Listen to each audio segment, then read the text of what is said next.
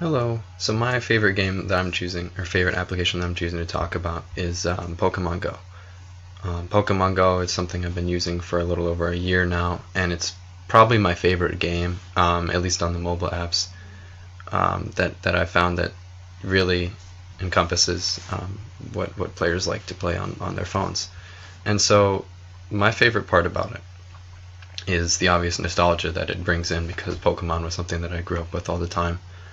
Um, and especially like all the games and the cards and everything, the TV shows, the movies, everything related to it I watched as a kid. Um, but the part that always was really, something that was a dream for all kids, I guess, that watch these things was, if it could become reality.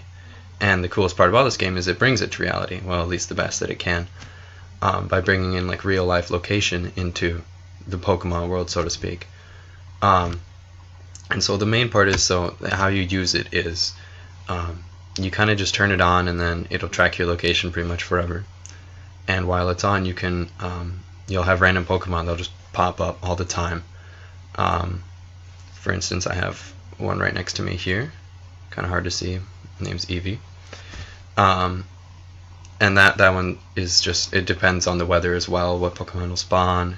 It'll depend where you are, etc. There's different factors to it, but the main part about it is that there's Pokemon constantly everywhere. And then there's also, although there's none right where I'm located that I can show, there are little spots that called Pokestops. I'm going to see if I can get it in here. And see, there's a little blue dot just right up here. You can kind of see it right there. It's just a little Pokestop, basically. When you go to that location, you can spin it, you get some items, and you'll get this thing called a research.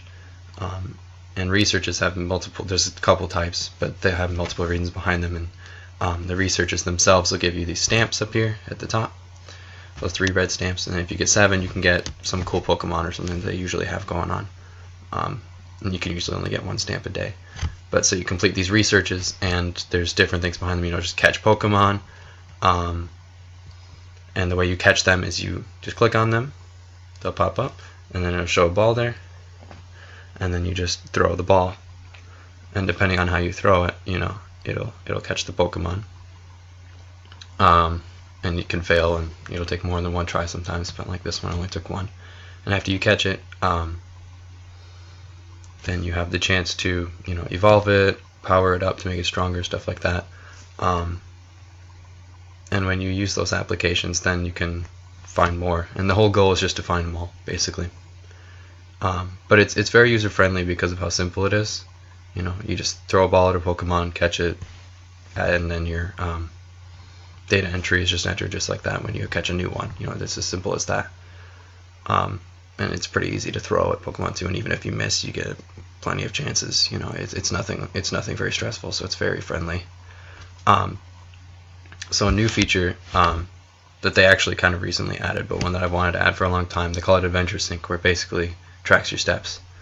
Because one of the concepts in the game is that you get these eggs from friends, and you can hatch them like these. And you can hatch them, and after you hatch them, you can get some other rare Pokemon. Sometimes some of them is very common, but sometimes they're rare. And you can hatch them by walking a certain amount, and that's why people play it all the time, is you have it on even in the background just to track your mileage basically and your steps, and that's how you hatch those eggs. But they added a function where you can tie it to some fitness app, very couple, and it can track your steps, and then even while the game's not open, and then you can hatch those eggs easier without having to worry about your battery or whatever, which is a common problem for me as an Android user. And then the last part, I guess, is that there's also gyms, basically, where you can go to fight other people's Pokemon and then put your own in there and defend it for a while. And if it's your team's color, because there's 3 different teams, if it's your team's color, then you get extra items from it. You'll get like coins from it, which you can use in the shop to like get certain stuff, like more Pokeballs or something. And then you can use those to how you want to use them.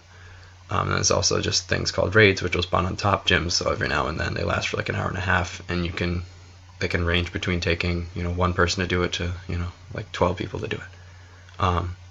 So that's where it brings in a lot of like collaboration and a lot of teamwork with friends and strangers, really, to kind of just like take these things down, kind of like a boss fight, really.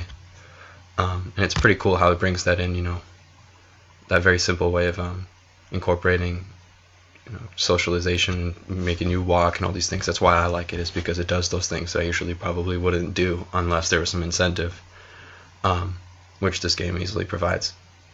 And so that pretty much sums up what I like about the game. As I said before, the only thing I'd really like to add is this something that they basically just added this past week, which was the adventure sync, where it tracks your steps and everything. It's still kind of buggy, so I guess I would still say that because it doesn't work with a lot of fitness apps. But other than that, I mean, it works pretty well, and it's something that's a lot better because it saves the battery of your phone, so you can play it more.